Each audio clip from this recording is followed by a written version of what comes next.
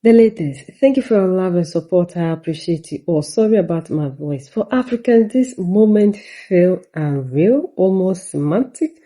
The same powers that once stood shoulder to shoulder, crossed oceans together, drew borders on our land together, colonized us together, lectured us together, sanctioned us together, and dictated globally morality together, are now standing in the same European Parliament accusing each other of betrayal.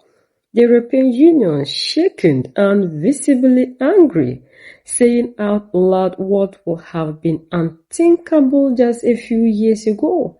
America is no longer our closest ally, and as Africans watching from the sideline of history, we cannot help but pause and ask ourselves, is this the same West that told us unity was their greatest strength?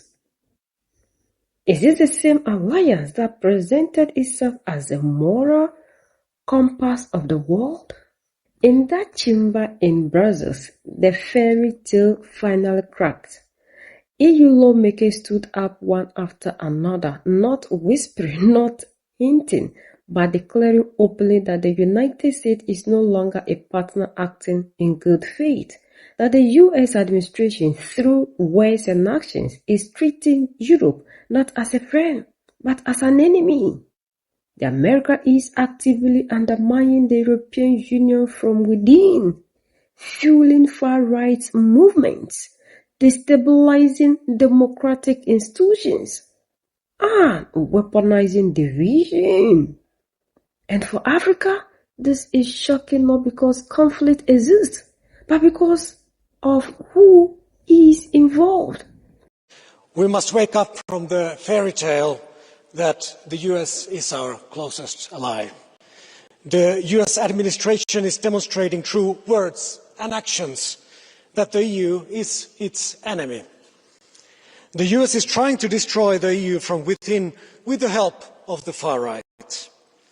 But the territorial sovereignty must be a limit that cannot be crossed. We are responsible adults, and the EU has capitulated time and time again. But the more blindly we obey Trump, the more gifts we give him, the more he demands. It is greater risk to give in than to fight against. Let's launch ACI, let's tax digital giants, let's stop supporting the US arms industry, and let's support international justice and human rights. We must not use the double standards anymore. We must support human rights, sovereignty in Ukraine, in Palestine, in Venezuela, everywhere. Thank you. President Trump is not used to asking for consent, and the government of the USA does not believe in international law. They only listen to force. And in a world of force, Europe can be a force of good. So, after a year of ass-kissing, it's time to change strategy. Because Europe also has power. We are their largest trading partner. The big tech relies on our massive markets. They need military bases in Europe. And Europeans hold a lot of US sovereign debt. The costs that the US would pay if they take Greenland must be higher than the benefits. For that, we should activate the anti-coercion instrument. And in the meantime, accelerate to independence and speak with one voice. Let's create a United States of Europe, with a European army to back each other up when we are under attack. Just like the three musketeers, all for one, one for all. Thank you. Dear colleagues, in the light of the comment of our honored Vice President, one hesitates to accuse the President of the United States of anything so vulgar as organized crime. And yet facts are a stubborn thing. For years, the Don informed his allies that protection would henceforth require cash up front. Pay more or face the consequences. Now, having discovered that Greenland is not merely scenery, but real estate of considerable strategic value, the logic evolves. The fee is no longer sufficient. The Don now wishes to own the premises. This is not statecraft, it's the classic escalation of a protection racket. In this light, when the authorities are unable to intervene, sensible shopkeepers do not engage in endless negotiation. They install cameras, they reinforce the locks, and discreetly they place a rifle beneath the counter, not out of aggression, but out of self-respect. Europe remains polite, but Europe will not be shaken down. Dear American friends, my plea is to you. I came to the United States at 14, straight from the Soviet Union, and I became a believer in American openness, democracy, leadership. And now I speak to you as a European, as a friend. Wake up. Speak up. Your leadership is undoing what America built in the last century. It replaces a hemisphere of freedom with a hemisphere of blackmail. Greenland is not the issue. The United States already can use military access as it wants. The agreement with Denmark dates 1951. The story is not about new security threats. Denmark is your ally. EU is your ally. Greenland is your ally and not for sale. So, blackmail among allies is not security, it's a betrayal. And the consequences for all of us are also clear. Europe needs a new foreign policy doctrine. Europe, colleague Madison, needs a Security Council. We need a one united voice, fast decisions, and a lot of military capacities. That's the conclusion that we draw for ourselves. Throughout my entire life, the United States has been Denmark's closest and most important ally. Today, that foundation is under serious pressure. Threats are an unacceptable political tool. Greenland has the full right to choose its own future, and Greenland has chosen Denmark and Europe. That choice must be respected. We have heard claims suggesting that Russia and China are everywhere in the Arctic in Greenland. Let me be clear. Lying and exaggerating does not make good security policy. Facts matters. And facts are that in 2025 alone, we have decided to invest $13 billion on defense. That buys a hell of a lot more than a dog sled. Decisions must be grounded in reality, not in narrative designed to create fear. Like many parents, I taught my children at an early age a very simple lesson.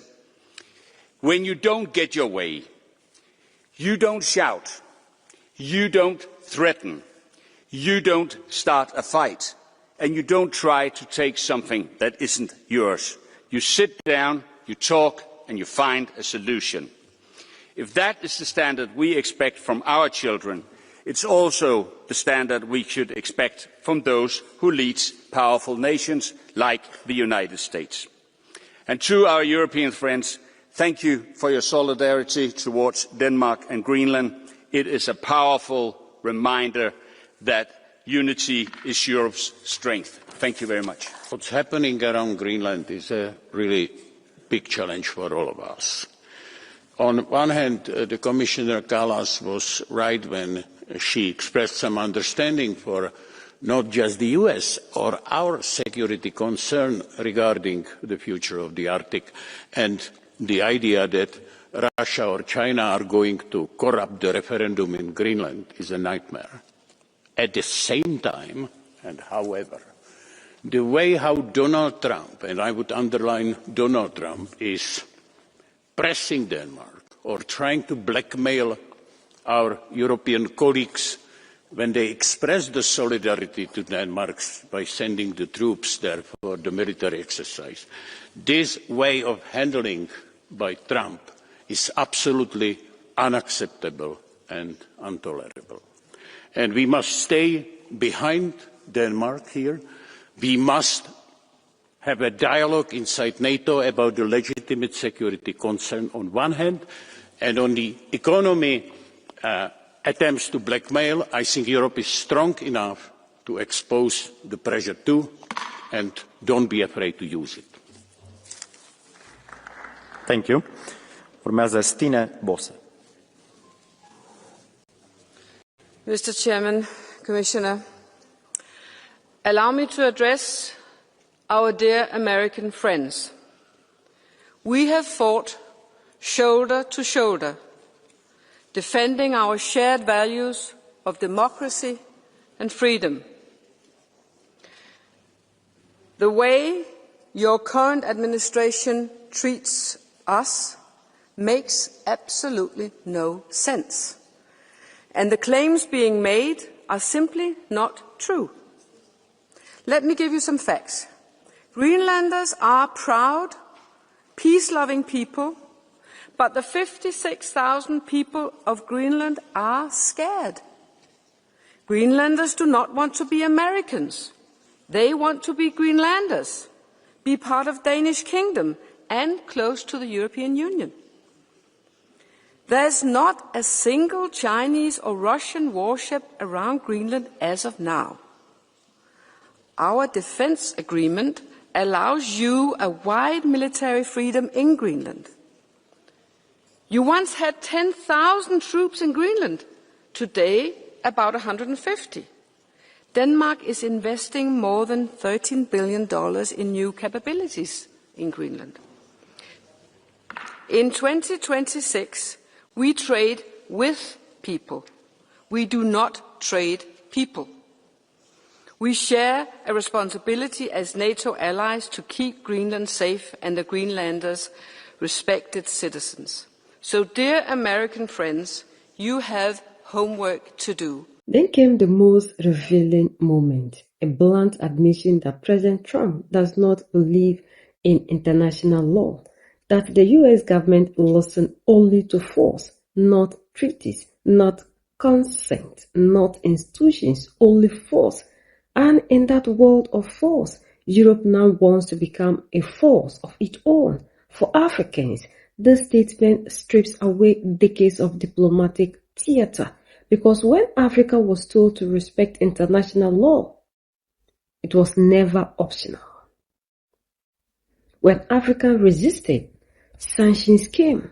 When Africa disobeyed, punishment followed. And now, Europe is learning in real time what it feels like to become on the receiving end of raw power politics. And then the language shifted from diplomacy to defiance after a year of what one speaker openly called humiliation. Europe says it is time to change strategy, not with speeches, but with leverage. Europe reminded America that it is the US largest trading partner, that America big tech survives on European markets. The US military bases depend on European soil. That Europeans hold massive amounts of US sovereign debt. And sadly, the balance of power does not look so one-sided anymore. For Africa, this moment is revealing. It proves that power was never moral. It was always transitional. The only difference is who is finally willing to say it out loud. Then came the Greenland moment, almost surreal. The suggestion that the United States could simply take Greenland because of its strategic value. And Europe responded with something Africa rarely heard in colonial history. The cost must outweigh the benefit, not appeals to friendship, not shared values, but consequences activate anti-coercion instrument, raise the price of aggression, make expansionism expensive. Africa knows too well what happens when aggressors face no cause. We leave it. And finally, the unthinkable was shaken, a call for Europe to accelerate toward full independence, to speak with one voice, to create a United States of Europe, to build a European army, not as symbolism, all for one for all. As Africans, we watch this with mixed emotions, because when Africans spoke of unity, we were told it was unrealistic. When Africa dreamed of continental defense, we were told it was dangerous. When Africa wanted strategic autonomy, we were warned it will upset global order. And Europe is doing exactly what Africa has been struggling to do for generations. And then came the final, utmost poetic accusation, comparing the behavior of US president to organized crime without saying the ways. Protection now requires cash upfront. Pay more or face consequences. Fees are no longer enough. Ownership is the goal. For Africa, this sounds familiar. We have heard this story before. We'll leave it. The difference is this time, the story is unfolding between the former colonizers themselves. We are the only ones that can set ourselves free. United we stand, divided we fall, and united we keep standing forever and ever. The greatest enemy of the African is mental slavery. So let's decolonize ourselves from mental slavery. Let's keep sharing to educate our brothers and sisters. Together we'll make Africa great for ourselves and the next generations that are going to come. So that's the latest around the world and in Europe.